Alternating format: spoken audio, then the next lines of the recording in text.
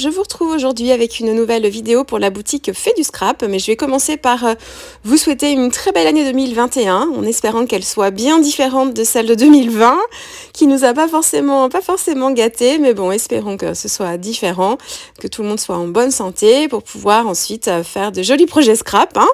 Donc voilà, moi je commence donc cette année avec une carte et je vais utiliser ce pochoir géométrique tout en longueur de la Fait du Scrap. Ce mois-ci sur le blog des étoiles, nous allons faire des petites réalisations avec les pochoirs géométriques.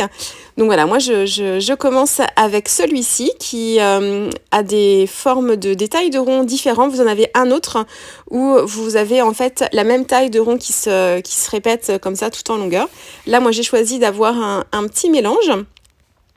Et je vais utiliser ce pochoir. Alors le mien est un peu sale, je l'ai utilisé avec des acryliques et je n'ai pas nettoyé mon pochoir tout de suite. Donc il est un peu cracra, mais ça l'empêche pas du tout de faire son travail quand même.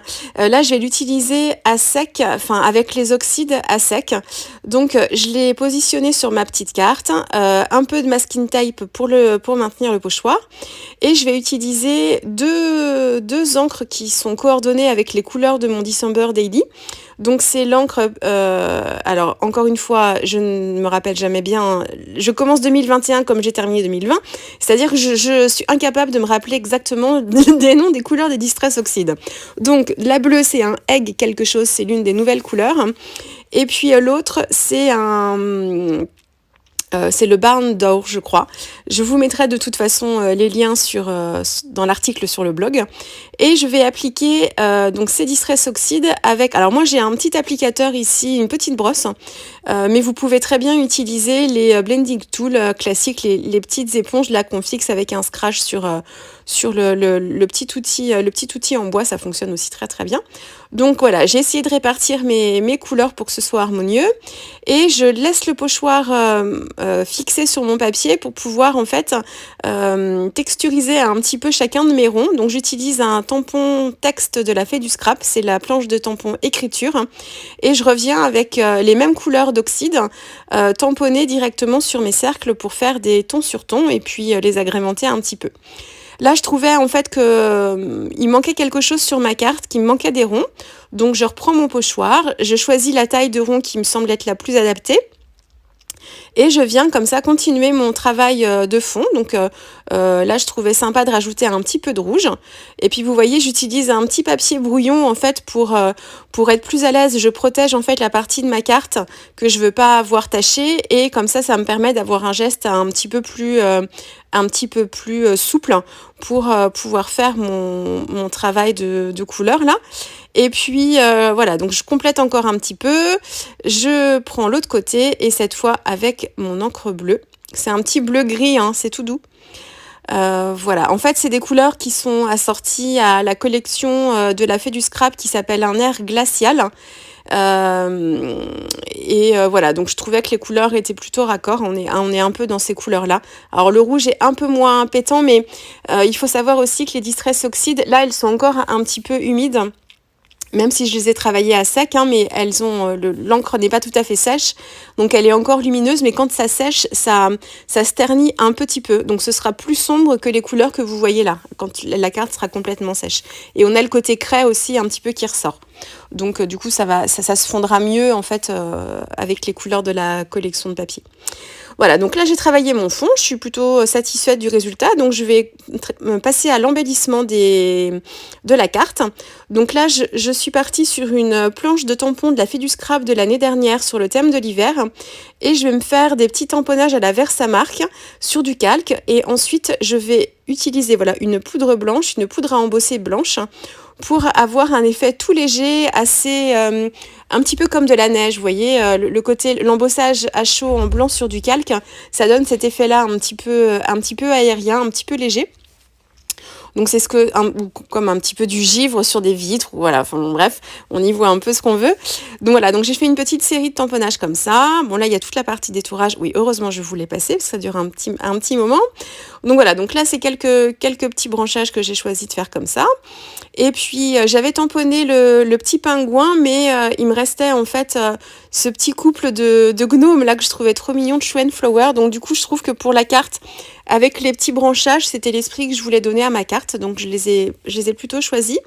Et là, je travaille avec le même combo de couleurs, donc je suis avec la palette The Classics de Prima, qui est une palette en fait un très bon basique quand on n'a qu'une seule palette qu'on veut, parce que vous me posez souvent la question de quelle palette choisir quand on commence l'aquarelle. Et sans hésiter, je vous dirais plutôt celle-ci parce que ça vous permet d'avoir un large choix de couleurs en faisant vos mélanges ensuite.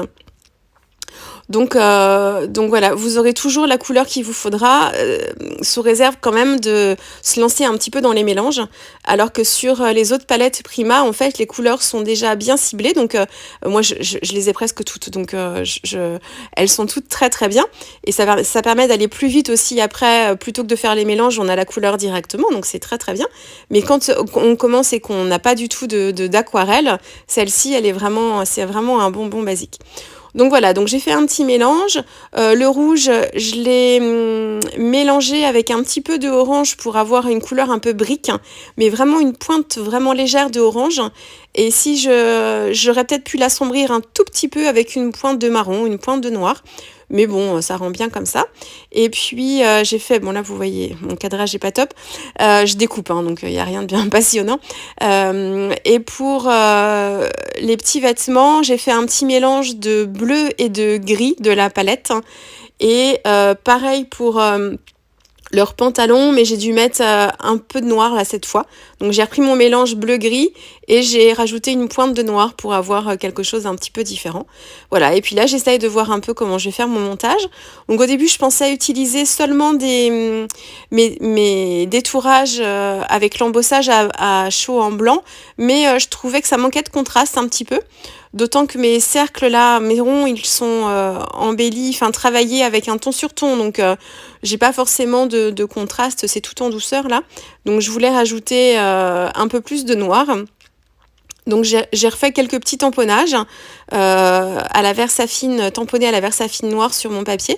Le papier que j'utilise, c'est un papier de Weissen Creative, le papier Florence, qui est un très bon papier mix média, qui permet de travailler vraiment avec de l'eau, sans avoir peur que le papier ne se transperce ou voilà, il supporte très bien l'eau. Après, ce n'est pas un papier aquarelle, hein, donc on travaillera pas les techniques d'aquarelle aussi bien que sur un vrai papier aquarelle.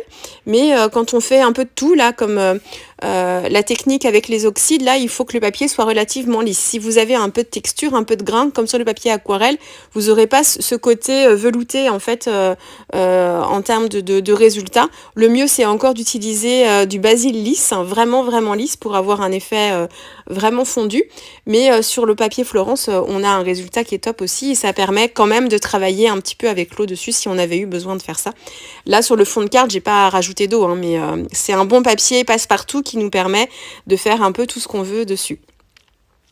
Ensuite, avec la planche de tampon Shoe & Flower où j'avais mon petit couple de gnomes, j'ai pris le texte Joyeux Noël qui avait une bonne taille pour pouvoir être mis sur le cercle un peu central. Et en fait, comme j'ai tamponné mon texte à la Versafine noire, mais sur mon fond, où j'avais déjà en fait un tamponnage à la Distress Oxide, et la Distress Oxide elle est assez épaisse. Du coup, en fait, le tampon s'est mal imprimé, donc j'ai juste rajouté des petits coups de crayon feutre noir, là où en fait on voyait le bleu en dessous, pour voilà, avoir un texte mieux imprimé, que ce soit plus sympa, plus joli. Donc voilà, bon ça c'est tout bête, hein. Le petit crayon feutre noir, il est très utile dans le scrap quand on fait des tamponnages comme ça noirs simples. Ça permet de rattraper quelquefois des coups de tampon qui sont pas forcément bien nets partout. Voilà, donc là j'ai fait mon petit ensemble d'embellissement. Voilà, donc j'ai choisi de mettre mes petits gnomes sur le rond en fait rouge, et comme je mets des feuillages en dessous, ça permet de faire ressortir les petits bonnets, parce qu'autrement ça faisait rouge sur rouge et du coup on les voyait plus. Mais avec le petit ensemble de feuillages comme ça, et puis j'ai mis les gnomes un petit peu en haut, donc du coup voilà, ça on les voit mieux. Et je vais faire aussi un petit ensemble d'embellissement de feuillages en haut, et j'ai utilisé une petite pomme de pin qui fait partie de la même planche de tampon de la Fée du Scrap. Donc tous les feuillages viennent de la planche de tampon de la Fée du Scrap, la planche avec les petits pingouins là.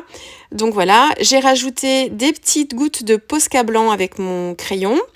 Et ensuite, pour terminer l'ensemble, je rajoute, donc j'ai fait tout un trait aussi pour finir ma carte. J'ai fait un trait au crayon noir tout autour, je fais un cadre. Voilà, j'ai pas fait mon trait de crayon sur mes embellissements, vous voyez, j'ai vraiment fait le tour comme si les embellissements étaient posés par-dessus. Voilà, là vous la voyez d'un petit peu plus près. Et j'ai fait des gouttes de Posca blanc. J'ai fait un trait j'ai repris mon pochoir pour le cercle où il y avait Joyeux Noël, hein, et j'ai fait un trait avec un crayon très fin noir pour qu'on voit bien le titre, hein, de ma carte. Et puis quelques petits dots, voilà, un petit peu partout. Donc voilà, écoutez, j'espère que cette vidéo vous aura plu. Puis moi, je vous dis à très vite avec une prochaine vidéo. Allez, au revoir.